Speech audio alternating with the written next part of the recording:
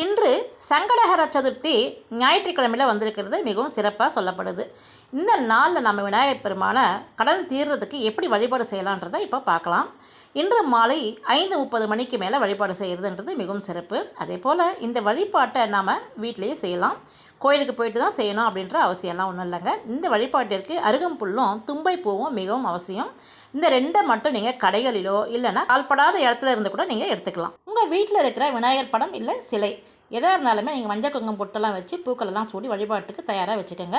விநாயகர் படத்திற்கு முன்பாக தேங்காய் எண்ணெய் ஊற்றி தீபத்தை ஏற்றி வச்சுக்கோங்க. விநாயகருக்கு இந்த தீபம் மிகவும் உகந்ததுங்க. அடுத்தது நெய்வேத்தியமாக உங்களால் முடிஞ்ச ஏதாவது ஒன்று வைங்க. இல்லை முடியாதவங்களாக இருந்தால் ஒரு துண்டு வெள்ளைக்கட்டி கூட நீங்கள் வச்சாலும் போதும். இப்போது விநாயகருக்கு முன்னே உட்காந்துட்டு ருண விமோச்சன ஸ்லோகம் படிக்கணுங்க. இது நெட்டில் போட்டாலும் கிடைக்கும், இல்லை யூடியூப்லேயும் கிடைக்குங்க.